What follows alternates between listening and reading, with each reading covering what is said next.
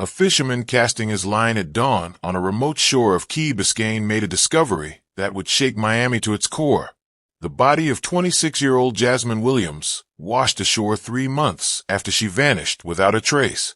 Her gold jewelry still adorned her wrists, but one earring was missing. The matching piece had been found bent and damaged on the deck of a luxury yacht months earlier. The bruises on her wrists and neck told a story that contradicted the official ruling of accidental drowning. This wasn't just another missing person case. It was the beginning of a mystery that would expose the dark underbelly of Miami's elite. The Odyssey stood as a floating monument to wealth and excess, a 120-foot luxury yacht owned by real estate mogul Richard Whitman. On July 15, 2023, its pristine white decks hosted Miami's most powerful figures for an exclusive celebration. Politicians clinked champagne flutes with celebrities, while business executives sealed multi-million-dollar deals under the stars. Among them moved Jasmine Williams, an exotic dancer from Liberty City, her sequined white outfit catching the light as she performed for the privileged few. The contrast couldn't be more stark. The opulence of that night against the crude reality of her body on the rocky shore months later. The same waters that carried the yacht now returned Jasmine, not to the glittering marina where she was last seen alive, but to a desolate stretch of beach where no witnesses could be found. The all-white party that symbolized purity and celebration had somehow led to a young black woman's death under circumstances that reeked of cover-up and corruption. Before I continue with this disturbing story, take a moment to hit that subscribe button. You'll want to follow this case as it unfolds. Trust me, what happened to Jasmine Williams could happen to anyone who crosses paths with the wealthy and powerful. Stay with me. This story demands to be heard. How does a woman simply vanish from a yacht full of witnesses? The security footage that should have captured Jasmine's final moments conveniently shows nothing but static. Her phone abandoned in a bathroom, her purse locked away in a staff cabinet, her car left in the marina parking lot, all pointing to an unplanned departure. Then there's the toxicology report revealing GHB in her system, the notorious date rape drug, found in a glass bearing her lipstick print. Who handed Jasmine that drink? Was it the unidentified man in the white linen suit who approached her at midnight? And why did the yacht's owner, Richard Whitman, claim she left with a guest he couldn't name? Most troubling are the bruises on Jasmine's wrists and neck, suggesting restraint and struggle. Yet the medical examiner ruled her death a drowning with contributing factors of alcohol and GHB intoxication. Why was there no further investigation into these inconsistencies? As witnesses changed their statements and evidence mysteriously disappeared, one question looms largest. In a justice system that seems designed to protect the privileged, can a young black woman from Liberty City ever receive justice? Or will Jasmine Williams become another name forgotten by all except those who loved her? These questions demand answers, answers that powerful people have worked very hard to bury. Liberty City, with its concrete apartment blocks and chain-link fences, shaped Jasmine Williams from her first breath. Born in 1997 to Mariah Williams, Jasmine grew up understanding hardship as intimately as she knew her own reflection. By age 12, she watched her mother lose her battle with crack cocaine addiction, a demon that had haunted their household for years. Eloise Williams, Jasmine's grandmother, stepped in to raise Jasmine and her 2 younger siblings, Marcus and Tiana. Their 2-bedroom apartment became a haven of stability, despite the gunshots that sometimes punctuated the night. Eloise worked double shifts as a hospital custodian, leaving Jasmine to shoulder responsibilities far beyond her years. She cooked meals, helped with homework, and walked her siblings to school, navigating streets where drug dealers knew her by name. That girl was born with an old soul, Eloise would later tell investigators, always looking out for everybody but herself. This caretaking instinct defined Jasmine's relationship with her family. When the building's electricity was cut off, 14-year-old Jasmine found after-school work at a local convenience store, handing her earnings directly to her grandmother. The family's refrigerator always displayed Jasmine's report cards, evidence of her determination to create a different future. Despite the neighborhood's gravitational pull toward trouble, Jasmine remained focused on escape, not just for herself, but for her entire family. Against all odds, Jasmine graduated third in her class at Miami Northwestern Senior High School in 2015. Her teachers recognized a natural intelligence that flourished despite her home responsibilities. Ms. Daniels, her English teacher, recalled, "Jasmine wrote essays that made me forget she was a teenager. She had this way of seeing through people and situations that was almost uncanny." This academic promise earned Jasmine a partial scholarship to Miami-Dade College, where she enrolled in business management courses. Her notebooks revealed meticulous plans, budgets, marketing strategies, and location analyses for the dance studio she dreamed of opening. Between classes, she volunteered teaching dance to elementary school children in Liberty City. "Those kids looked at her like she was a superhero," remembered the program director.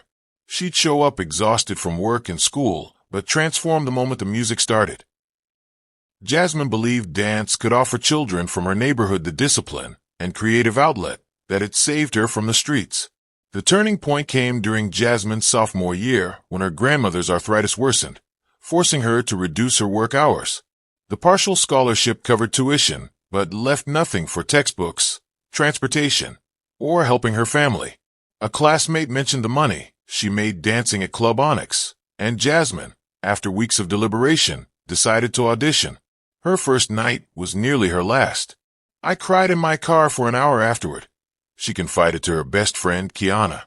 "But I made more in one night than I did in 2 weeks at the convenience store." The financial reality proved impossible to ignore.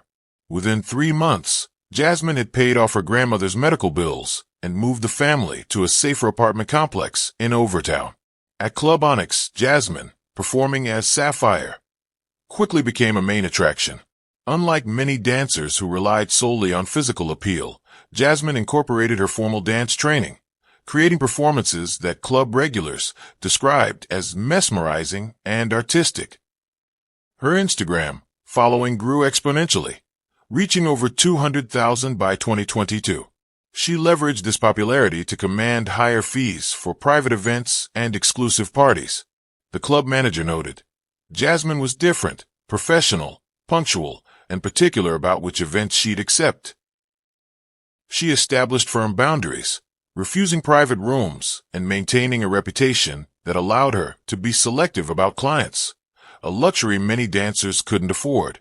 Behind the confident persona of Sapphire remained Jasmine, the girl with detailed plans in her notebooks.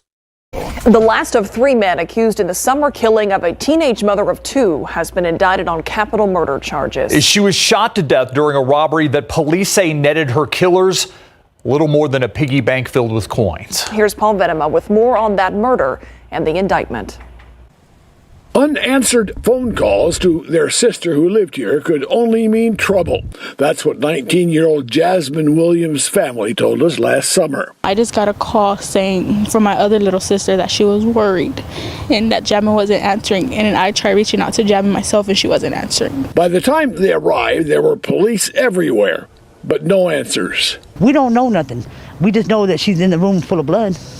We don't know if she was shot, stabbed. Schneider would later learn that her daughter, Jasmine Williams, a mother of 2 toddlers, had been shot to death. Neighbors reported hearing at least 6 shots. She didn't deserve to die like that. Nobody does. And I want justice. Last month, 18-year-old Jontavian Saunders was arrested and charged with killing her daughter. Today, an indictment alleging capital murder was returned against him. Police say that a cell phone, 2 pairs of sneakers, a debit card, and a piggy bank filled with change had been taken during the murder. 2 other men, Kyle Phillips and Dorian Murphy, are already jailed facing charges in Williams' death. Saunders' bail set at $500,000. Paul Venema, KSAT 12 News. By 2023, she had saved nearly $70,000 toward her dance studio. The business plan, refined through her college courses, outlined a community-centered space offering affordable classes to Liberty City youth alongside professional training for serious dancers. "Dancing saved me," she told Kiana just weeks before her disappearance. "I want to give that same escape to kids who need it." She had already scouted locations and contacted potential instructors, planning to open Liberty Dance Collective by 2025. Marcus, her brother, was attending Florida A&M University on a scholarship Jasmine helped him secure. She'd promised Tiana the same opportunity. The exotic dancing was always meant to be temporary, a means to an end that would ultimately benefit her community. The irony that this career, which provided financial freedom, would ultimately lead to her final performance on the Odyssey, wasn't lost on those who knew her story. The Odyssey represented everything Richard Whitman had become: excessive, imposing, and untouchable. The 120-foot yacht, purchased for $12 million in 2019, featured 4 luxury cabins, a jacuzzi deck, and a glass-bottomed lounge that allowed guests to gaze into the ocean depths while sipping champagne, worth more than most people's monthly rent. Whitman himself had risen from middle-class beginnings to become one of Miami's most controversial real estate developers. At 52, his salt and pepper hair and perpetually tanned skin had become fixtures in society pages and business magazines. His developments transformed neighborhoods, often displacing longtime residents in the process. Liberty City residents knew him as the man whose company had recently purchased 3 blocks of historic buildings for revitalization. Those who worked with Whitman described him as brilliant but ruthless. "Richard doesn't take no for an answer," a former business partner once said. "He gets what he wants, regardless of who stands in his way." This determination had built his empire and possibly destroyed Jasmine Williams. The all-white party on July 15, 2023, celebrated the closing of Whitman's $50 million deal to develop Miami's waterfront district. The guest list read like a who's who of Miami power players: 2 city council members, a state senator, tech entrepreneurs, social media influencers, and even a famous NBA player. All arrived dressed in pristine white attire, creating a sea of alabaster against the yacht's polished teak decks. Champagne flowed freely as Miami's skyline glittered in the background. A 5-piece jazz band played softly while caterers in white uniforms served hors d'oeuvres on silver platters. Security was tight. 2 guards checked invitations at the gangway, while another 2 patrolled the yacht's perimeter. "It was the kind of party where deals get made and careers get launched," recalled one attendee, who requested anonymity. Everyone who mattered was there, networking and showing off. The irony wasn't lost on investigators that in this gathering of Miami's elite, the only black faces belonged to the band, the servers, and Jasmine Williams. Security footage from the marina captured Jasmine arriving at 8:30 p.m., stepping out of her white Honda Civic in the parking area reserved for staff and performers. She wore street clothes, jeans, and a simple black top, with a garment bag slung over her shoulder containing her performance outfit. The timestamp showed her checking in with security at 8:45 p.m., her ID scanned, and her name checked against the approved list. By 9:15 p.m., the Odyssey had departed from the marina, gliding into Biscayne Bay with its cargo of wealth and influence. According to the event coordinator, Melanie Prescott, Jasmine spent the first hour in a staff cabin, preparing for her performance. She was professional, focused, not interested in mingling with the guests beforehand, Prescott later told police. At 11 p.m., as the yacht anchored in a secluded cove, Whitman announced the evening's entertainment. Jasmine emerged in a white sequined 2-piece outfit with gold accessories, including the distinctive earrings that would later become crucial evidence. For 30 minutes, she performed a choreographed routine to a mix of R&B and hip-hop tracks, moving through the crowd with practiced grace. Guests described her performance as tasteful and artistic, a description at odds with the leering glances captured in the few photographs that survived from that night. By 11:30 p.m., Jasmine had completed her set to enthusiastic applause. She was scheduled to leave once the yacht returned to port, with payment of $2,000 waiting for her. After her performance, Jasmine changed into a simple white dress provided by the event coordinator, maintaining the party's color theme while allowing her to blend in more comfortably. It was then that witnesses noticed a man in a white linen suit approaching her. Tall, with a closely trimmed beard and designer glasses, he carried 2 champagne flutes. No one could, or would, identify this man to investigators. 3 witnesses placed him in conversation with Jasmine around midnight, but descriptions varied wildly. The yacht's bartender recalled preparing a specific drink requested by a gentleman in white shortly before midnight, a champagne cocktail with a splash of cranberry juice.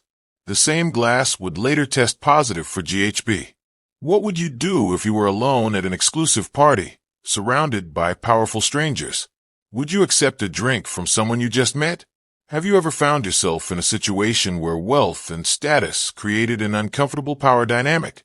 Share your thoughts in the comments below. The hours between midnight and 2:30 a.m. remain the most contested timeline in Jasmine's case. The yacht security cameras, which should have captured every corner of the vessel, mysteriously recorded only static during this period.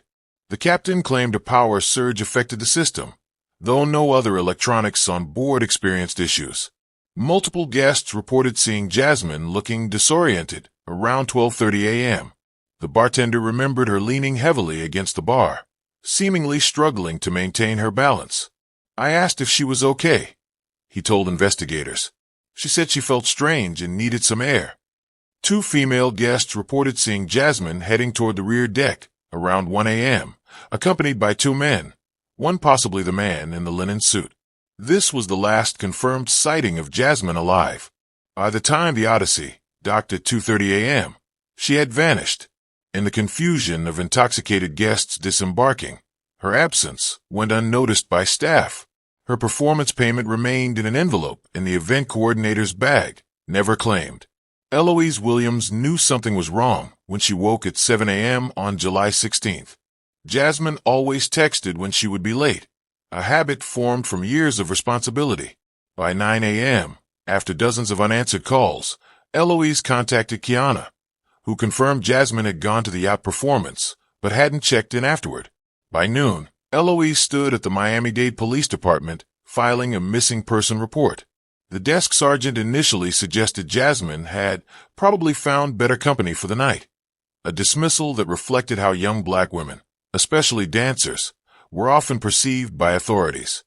It wasn't until Eloise returned with Kiana and Marcus at 3 p.m., insisting on speaking to a supervisor, that officers began taking the disappearance seriously. By then, 17 hours had passed since Jasmine was last seen. When officers finally called the marina, they discovered Jasmine's white Honda still parked in the staff lot, the first concrete indication that something was deeply wrong. Detective Maria Suarez was assigned to the case by evening, a fortunate break for the investigation. As one of the few female detectives in the department, Suarez approached missing persons cases with a thoroughness often lacking when the missing were women of color in certain professions. "I don't care what she does for a living," Suarez told her partner when he made a dismissive comment about exotic dancers. "She's someone's granddaughter, someone's sister, and she's missing." While officers secured Jasmine's car and began interviewing marina staff, Eloise mobilized the Liberty City community.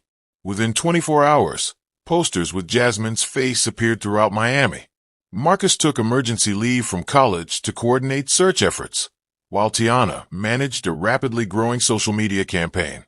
"My sister is not just another missing black girl you can ignore," Marcus told local news cameras, his voice breaking. "She has a name, Jasmine Williams. She has a family. She has dreams. And we will find her."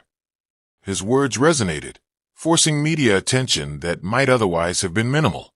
When Detective Suarez obtained a warrant to search the Odyssey on July 18th, the evidence discovered painted a disturbing picture. Jasmine's iPhone was found in the yacht's second-floor bathroom, powered off and wedged behind the toilet, not a place someone would intentionally leave an $800 device. Her purse, containing her ID, credit cards, and lipstick, was locked in a staff cabinet near the galley. Most telling were the gold hoop earrings. One was discovered on the rear deck, bent and missing its backing, suggesting it had been forcibly removed.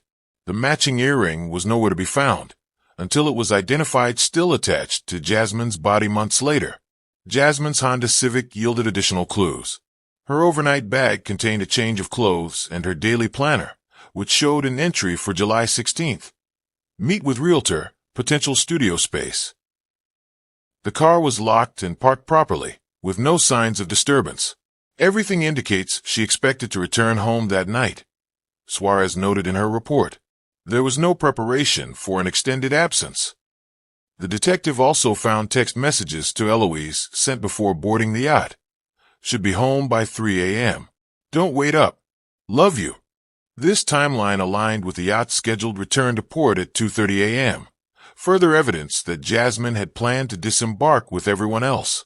As Detective Suarez interviewed the yacht staff and party attendees, a frustrating pattern emerged. Statements contradicted each other on key details, and memories seemed conveniently foggy regarding Jasmine's last hours. Richard Whitman claimed he saw Jasmine leaving with one of the guests, but couldn't recall who. There were over 50 people on board. I can't be expected to remember every interaction, he told investigators. The event coordinator, Melanie Prescott, insisted she saw Jasmine gathering her belongings after the performance, preparing to leave once they docked. She was professional, kept to herself. I assumed she left with everyone else. The yacht's captain maintained all guests and staff were accounted for when they returned to port, a statement directly contradicting the evidence of Jasmine's belongings left on board. Two servers recalled seeing Jasmine looking unwell near the bar, but gave different times, while the bartender couldn't remember serving her directly. It's like they all attended different parties, Suarez commented to her partner. Or they're protecting someone. The security system on the Odyssey represented state-of-the-art surveillance technology, 16 high-definition cameras covering every deck, corridor, and common area. Yet when Detective Suarez requested the footage from the night of July 15th, she received a digital file showing clear recordings until 11:58 p.m., followed by 3 hours of static, before resuming at 2:45 a.m., 15 minutes after the yacht had returned to port. The yacht security officer claimed a power surge had corrupted the system. However, the yacht's electrical logs showed no such surge, and no other electronics had malfunctioned. When Suarez requested the original storage drives, she was told they had been automatically overwritten as part of the system's standard procedure. A forensic IT specialist brought in by the department noted, "This isn't random corruption. The footage was deliberately erased and replaced with static." This tampering represented more than a coincidence. It was the first concrete evidence of an orchestrated cover-up. The critical hours of Jasmine's disappearance had been intentionally wiped from record, leaving investigators blind to whatever had transpired on the yacht's decks. The breakthrough came when crime scene technicians discovered a champagne flute with traces of lipstick matching Jasmine's shade. Laboratory analysis revealed not only her DNA on the rim, but also significant traces of gamma-hydroxybutyrate, GHB, mixed into the residual liquid. GHB metabolizes quickly in the body, explained Dr. Renee Carter, the toxicologist who analyzed the samples. It causes disorientation, memory loss, and unconsciousness within 20 to 30 minutes of ingestion. The victim often appears intoxicated, making it difficult for observers to distinguish between alcohol impairment and drugging. Tests on 5 additional glasses from the yacht revealed 2 more containing GHB, suggesting multiple targets that night. When investigators attempted to match fingerprints from these glasses to party attendees, they hit another roadblock. Richard Whitman's legal team intervened, blocking access to the guest list on privacy grounds. The presence of GHB transformed the investigation from a missing person case to a potential sexual assault and homicide. Yet, without knowing who handed Jasmine that drink, investigators couldn't identify who had deliberately incapacitated her. Within 72 hours of Detective Suarez requesting interviews with key party attendees, the obstacles multiplied exponentially. Richard Whitman retained Harrington and Associates, Miami's most prestigious law firm, not just for himself, but for his entire staff. Suddenly, yacht employees who had been cooperative became unavailable, citing legal advice. The city council members who attended the party called the police commissioner directly, questioning why resources were being wasted on a dancer who probably just took off. The state senator's office issued a statement that he had left the event early and had no relevant information to provide. When Suarez attempted to obtain a more comprehensive search warrant for Whitman's personal devices and residence, Judge Carlton Williams, a frequent beneficiary of Whitman's political donations, denied the request, citing insufficient probable cause. Most disturbing was the pressure from within the department itself. Suarez found herself reassigned to desk duty for procedural violations after she publicly questioned the handling of the case. Her replacement, Detective James Morris, had a reputation for closing difficult cases quickly and quietly. They're not just protecting one person, Suarez later told Jasmine's family. They're protecting a system, a network of powerful people who look out for each other. The investigation that had begun with momentum now faced institutional resistance at every turn. For the Williams family, it became painfully clear that in Miami, justice operated differently depending on who stood accused and who had been harmed. I need to pause here and ask you something important. Have you ever witnessed how differently our justice system treats people based on their wealth, power, or background? Think about it. If Jasmine had been the daughter of a senator instead of an exotic dancer from Liberty City, would her case have faced these same roadblocks? This isn't just about one missing woman. It's about who our society values and protects. If you're finding this story as frustrating and important as I do, please hit that like button and share this video. Your engagement helps expose these injustices to a wider audience. Ask yourself, what would you do if this happened to someone you love? Would you have the resources to fight a system designed to protect the powerful? How many similar cases never make the news because the victims don't matter to those in charge?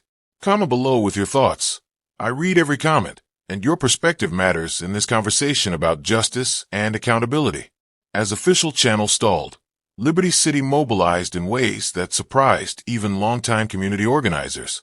Every weekend for 2 months, search parties of 50 to 100 volunteers combed Miami shorelines, marinas, and waterways. Eloise, despite her arthritis, led many of these searches herself, her weathered hands gripping a megaphone as she directed volunteers. Local businesses donated supplies, water bottles, printed flyers, search equipment. Churches opened their doors for planning meetings. Former dancers from Club Onyx organized fundraisers that collected over $30,000 to hire private investigator Raymond Jackson, a former homicide detective who had grown up in Liberty City himself. This community understands that if we don't search for our own, nobody will. Pastor Michael Thompson told his congregation during a prayer vigil in August. The search expanded beyond physical locations. Volunteers monitored police scanners, interviewed homeless individuals near the marina, and maintained a 24-hour tip line. Marcus dropped out of his fall semester to coordinate these efforts full-time, converting their living room into an improvised command center with maps, timelines, and photographs covering every wall. Online, #JusticeForJasmine trended nationally by late July, with celebrities and influencers amplifying the family's pleas for information. Tiana, at just 19, emerged as a powerful digital advocate, leveraging her sister's Instagram following to keep the case in the public eye. Her tearful videos recounting Jasmine's dreams and their shared childhood reached millions. Yet the viral attention brought complications. Conservative commentators questioned why so much fuss surrounded just another missing stripper. Anonymous accounts posted cruel speculations about Jasmine's character and lifestyle. Conspiracy theories flourished, some claiming she had staged her disappearance for fame, others suggesting she had been trafficked overseas. Most harmful were the amateur sleuths who harassed innocent people based on flimsy connections to the case. A bartender with no connection to the yacht received death threats after being misidentified in a social media post. The Williams family spent precious time and emotional energy combating misinformation while still searching for Jasmine. The internet gave us a voice, Tiana reflected later, but that voice attracted both help and harm. On October 12th, 89 days after Jasmine's disappearance, Carlos Mendez rose before dawn to fish from his favorite spot on Key Biscayne. As morning light broke across the water, he spotted what he initially thought was discarded clothing caught among the rocks. Drawing closer, he realized with horror that he was looking at human remains. The body, significantly decomposed from nearly 3 months in water, still wore a gold bracelet engraved with JW. Dental records confirmed what the Williams family had feared but refused to accept. Jasmine had been found. The search for a missing woman had become a homicide investigation, though the Miami-Dade medical examiner would classify it more ambiguously as death by drowning with contributing factors. The medical examiner's report raised more questions than it answered. Dr. Loretta Phillips documented bruising on Jasmine's wrists and neck consistent with restraint, yet classified the death as drowning with contributing factors of alcohol and GHB intoxication. The report noted that the pattern of decomposition suggested Jasmine had entered the water the night of her disappearance, not days or weeks later. Most troubling was Dr. Phillips' notation that further investigation is warranted regarding the bruising patterns, a recommendation that went unheeded by authorities. When pressed by private investigator Raymond Jackson, Dr. Phillips admitted off the record, "In 23 years of forensic pathology, I've never seen these specific injuries in an accidental drowning." Yet the official cause remained unchanged, and the case was quietly designated inactive by November, a bureaucratic limbo neither closed nor actively investigated. In January 2024, Eloise Williams established the Jasmine Williams Foundation with the remaining search funds and donations that continued to arrive from across the country. The foundation serves dual purposes, providing scholarships to young women from Liberty City pursuing higher education and advocating for better protection of women in the entertainment industry. Their first initiative created a safety network for dancers, offering free transportation after late-night shifts and a verification system for private bookings. "My granddaughter's dreams didn't die with her," Eloise stated at the foundation's launch. "Through this work, other young women will achieve what Jasmine couldn't." The foundation also funds a legal team continuing to push for the case to be reopened, filing motions that have so far been denied by the same judges with connections to Miami's elite. Jasmine's story offers critical safety lessons for anyone working in vulnerable positions. First, always share your exact location, client details, and expected return time with multiple trusted contacts. Second, use buddy systems for private events. Having someone who checks in at designated times can be life-saving. Third, be wary of drinks you haven't personally watched being prepared, especially in environments with power imbalances. Finally, trust your instincts. If a situation feels wrong, prioritize your safety over politeness or professional obligations. These precautions won't dismantle the systemic issues that failed Jasmine, but they might save lives while we continue fighting for a justice system that values all victims equally, regardless of their profession, background, or the power of those who harm them. Jasmine Williams' story exposes the fault lines running through our justice system, where wealth, power, and privilege create separate standards of accountability. When a young black woman from Liberty City disappears after performing for Miami's elite, the system's response reveals who it was designed to protect. The corrupted security footage, the blocked investigations, the pressure on detectives, the judicial roadblocks. These aren't coincidences, but features of a structure that shields the powerful from consequences. This case forces us to confront uncomfortable truths about how we value different lives. Would Richard Whitman's yacht have been searched more thoroughly if the missing person had been a senator's daughter? Would the investigation have stalled if the suspects weren't wealthy donors and influential figures? The answer lies in the statistics. Cases involving victims from marginalized communities are solved at significantly lower rates than those involving the privileged. As Eloise Williams continues her fight for justice, she confronts not just individuals who may have harmed her granddaughter, but entire institutions designed to protect those individuals. Her struggle reminds us that justice isn't blind. It sees race, class, and status all too clearly. If this story moved you, please take action now. Hit the like button, subscribe to Explosive True Crime Stories, and share this video widely. Your engagement doesn't just help my channel. It keeps Jasmine's story alive and puts pressure on authorities to re-examine this case. Leave a comment sharing your thoughts on how we can create a more equitable justice system or your own experiences with these disparities. Remember, every share could reach someone with the influence or information to help reopen this investigation. Together, we can ensure that Jasmine Williams is not forgotten and that her death was not in vain. Next week, we'll examine another case where justice was delayed but not denied. The story of how a community in Detroit banded together to solve a cold case that police had abandoned, leading to the conviction of a predator who had evaded consequences for decades. You won't want to miss this powerful story of grassroots justice.